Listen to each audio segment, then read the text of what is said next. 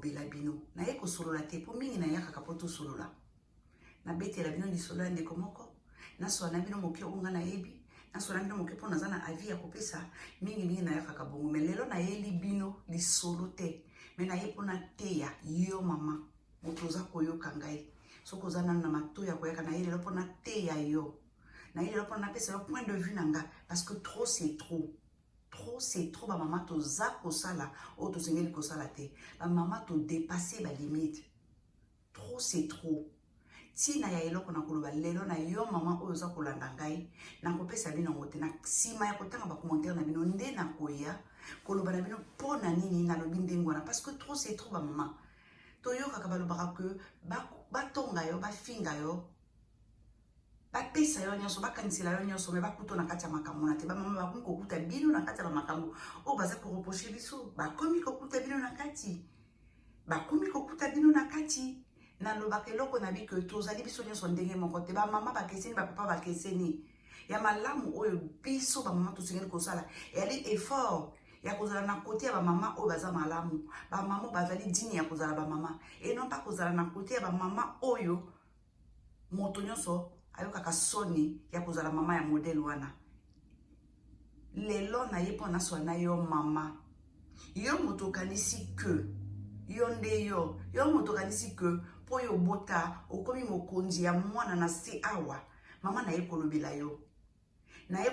moto zali ko sala nyonso en tout cas ba oko utiliser ba moyen nyonso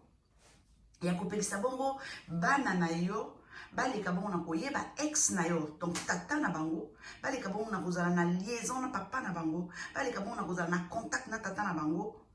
pona ba raison oyo kaka yo yebi ba intérêt o kaka yo moko yebi mama na ye kosola na yo na ye ko rappeler eloko moko soki olingi parce que nga na koloba après oya komona ke ona lobi eza malamu asalela ngo oya komona ke eza mabe asalela ngo te mais na koloba quand même parce que naza mama na koloba parce que naza mama et en tant que maman na yo qui passe en tout cas pour la likambo na yo tiko yo kalika yo tiko sala na yo qui passe yango na lingi na loba na bino ba mama oyo elandi bana na biso bazali kaka ya biso te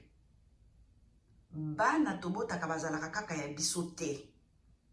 phrase wana kombo ya moto alobango na kotangela bino te po soki natangi ata natangi na ndimi te komingi bokoyeba moto wana mais lelo tokolobela likambo etali phrase wana na uti kotanga bino bana na biso bazalaka kaka ya biso te baza ya biso te bana wana komema mwana na libumu to pe kozwa zemi komema zemi 9 mois pona kobota mwana eza kopesa ba pouvoir nyonso ya mokili te yo mama oza koyoka ngai omemi zemi 8 oboti mwana 8 mais epesi yo ba pouvoir nyonso te en fait eza na eloko moko yo mama eloko kaka moko oyo eyebaka te ezali que kokoma parent to pe kozala parent ezalaka droit te ezali droit te ezali ngolu moko boye nzambe asali yo ezali ngolu moko nzambe asalaka biso oyo tobosanaka heure moko eza eloko moke me eza ngolu oyo ezalaka ke nzambe asali biso me tolekaka na kobosana ngo mpona kokanisa makambo mosusu eza na eloko te na mokili eza plus oyo ezali facile pete koleka kobota mwana oui na koloba ngo lelo ntango bozokanga misu bazoganga kuna kobota eza facile te kobota eza pete te oui eza na eloko moko te eleki facile kobota mwana na facilité parce que biso nyonso toyebi formule wana toyebi emploi du temps wana oyo esalaka ke yo mama okoma na zemi omema zemi nsima nango obota mwana mais eza na eloko moko oyo namoni ke toza kobosana toza kosala attention nango te ezali bongo kozala parent pas n'importe quel parent nazolobela ba parent ya parent te nazolobela parent oyo babengi mpe na parent oyo azomérite babenga ye parent oui eloko ya motuya mpe eloko ya pasi yango wana kozala parent un parent digne de ce nom lokola bindele balobaka yango nde eza facile te eza pasi ezali pasi koleka komema zemi na kobota mwana nayebi te mpona nini kozala parent ezali difficile mpona nini nayebi te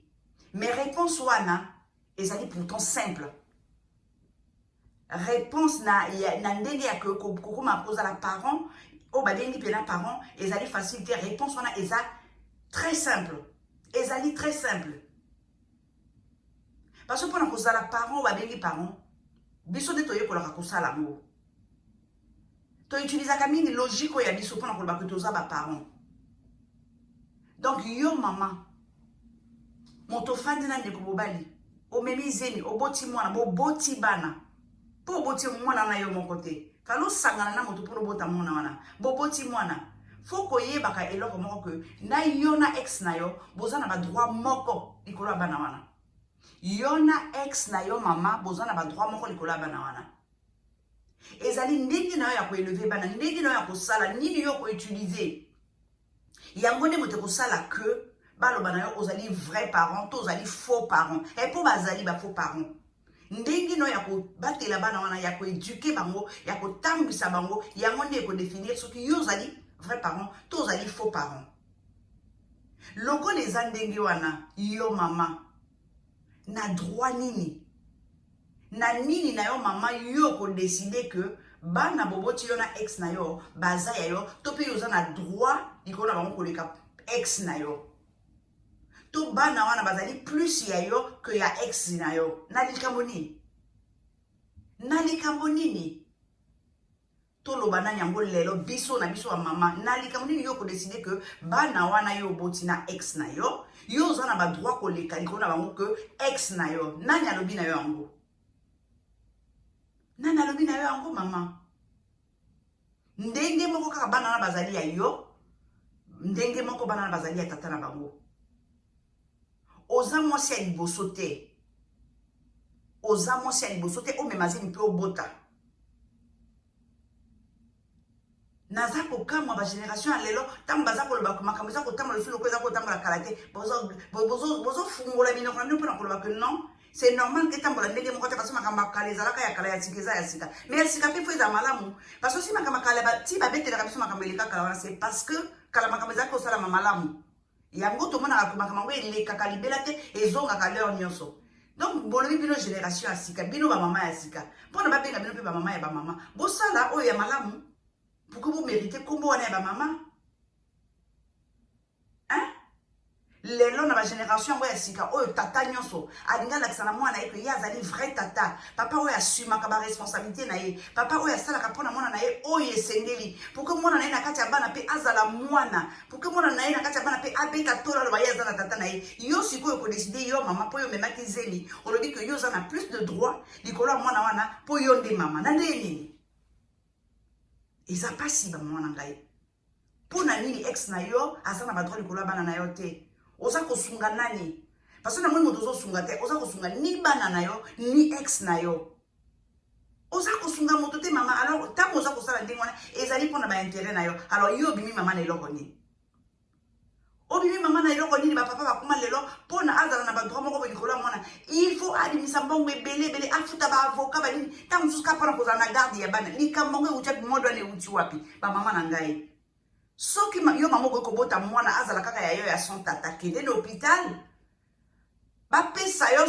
ya soki nani ya mbwa ya nyako soki ya nani obota mwana na yo azala ya yo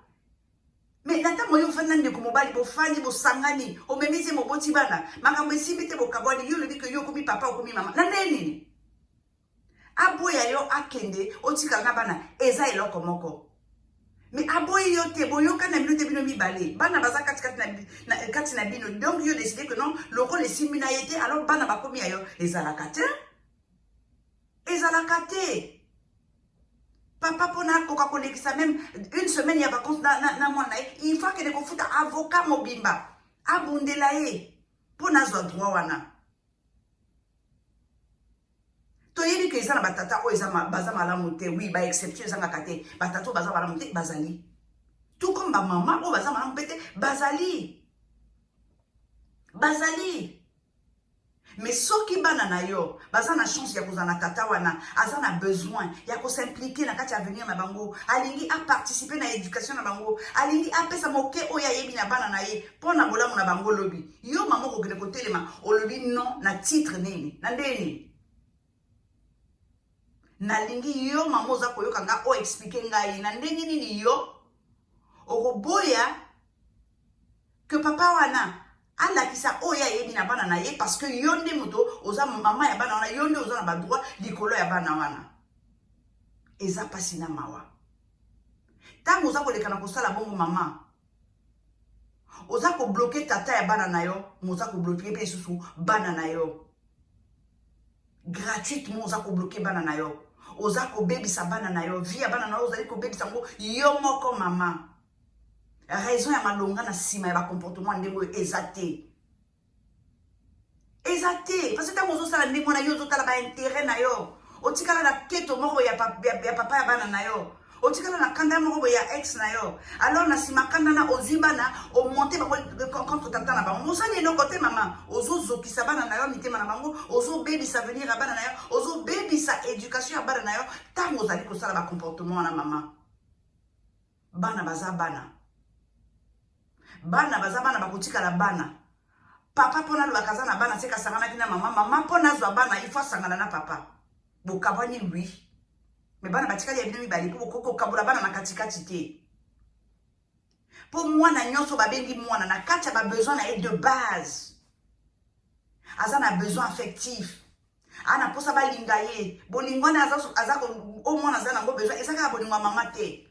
aza na besoin bolingo na yo mama aza na besoin bolingo ya papa na ye mwana na besoin moto ako comprendre ye yo mama comprendre ye papa comprendre ye or biso nyonso toyebi que tango na kati ya bandako tango ezalaka papa na mama bavandi moko azalaka kaka différent tozalaka ndenge moko te soki mama aza moto abetaka to agangaka makasi papa akozala moto moko oyo aza du oyo asololaka na bana mwana aza na besoin ya nyonso wana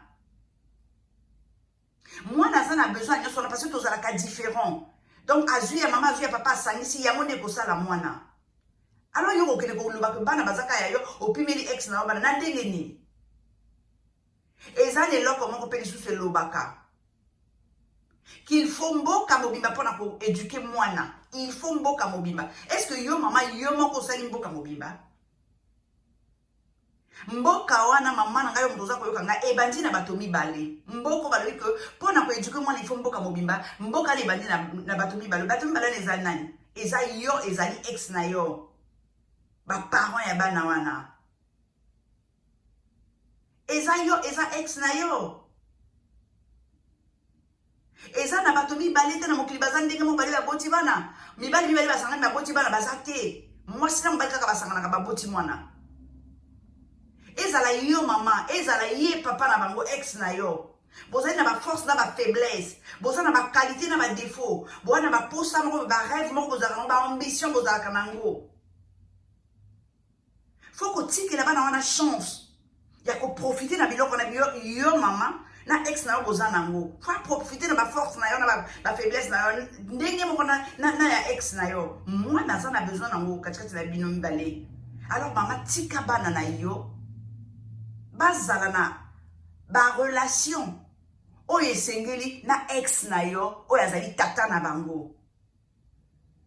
yo oza na besoin ya conseiller bana na yo makambo moko ya malamu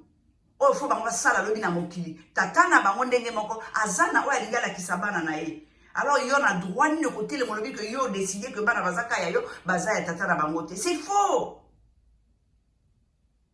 bana baza na capacité ya kolinga aussi bien maman na bango que papa na bango baza na besoin nango baza na besoin balinga bango mais bango mpe bana besoin ya kolinga bato moko boye e lokola yo na ex na yo moto bozali bato ya liboso bopesi bango pema bato ya liboso bozwi bango na mokili baza na besoin ya bino mibale tango oyo oza kopekisa bango kolinga ex na yo tata na bango ozoyeba mpasi nini ozosala na bana wana oyebi mpasi nini ozosala na bana wana oza kotia kati na bango na kobanga na abandon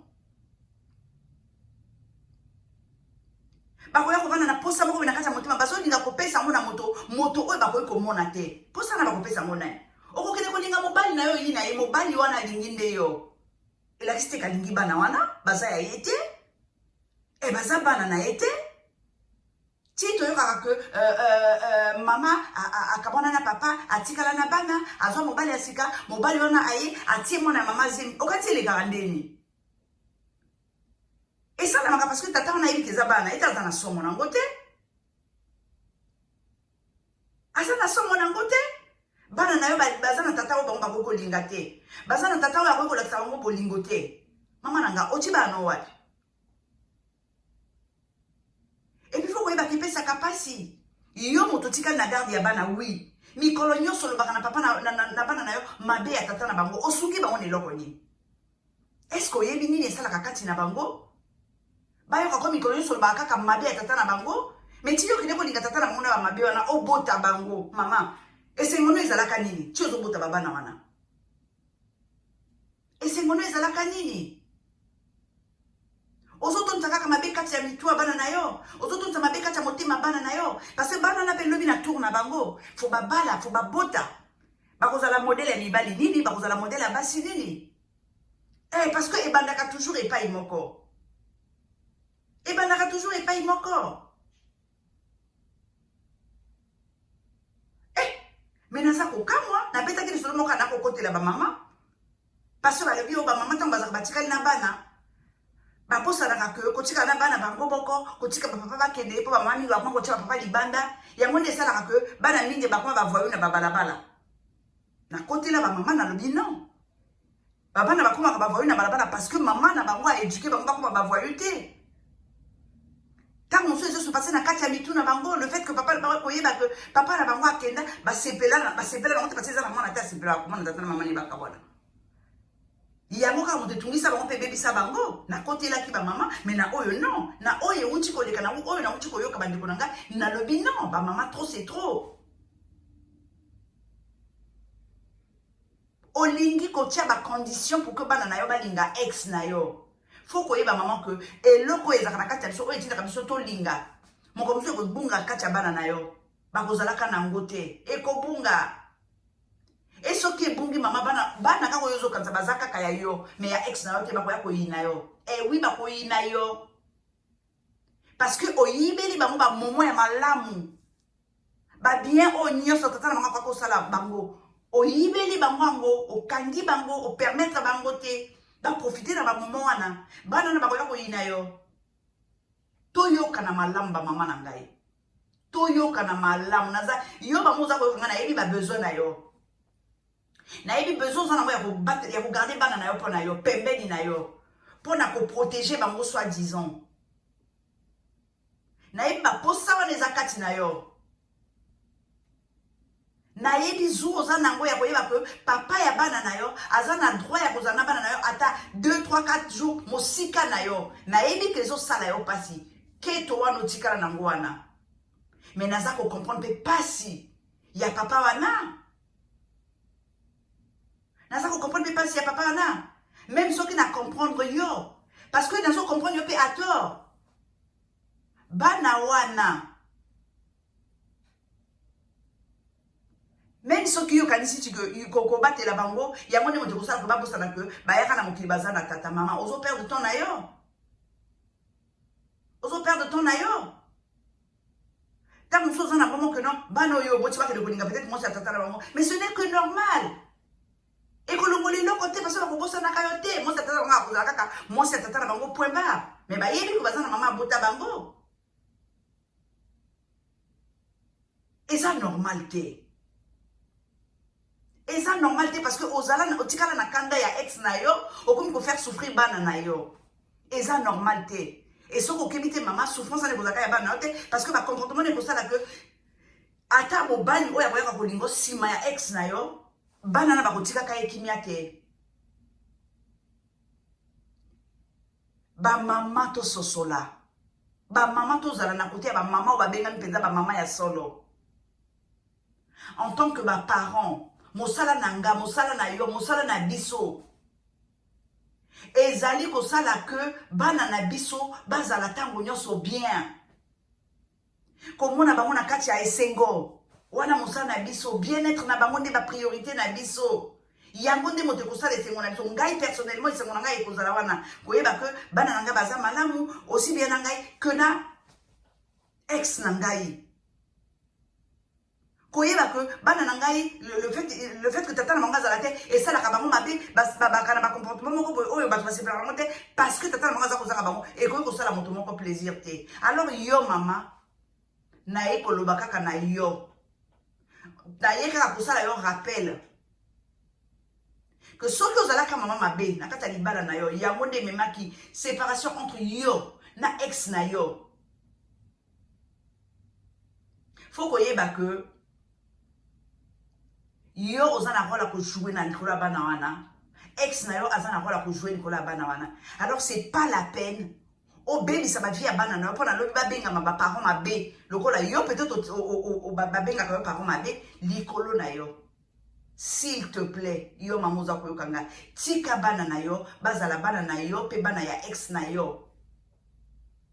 Bafana na papa na bango soka kosala bango mabe yenda sala bango mabe bazo ba décision bango bakozwa.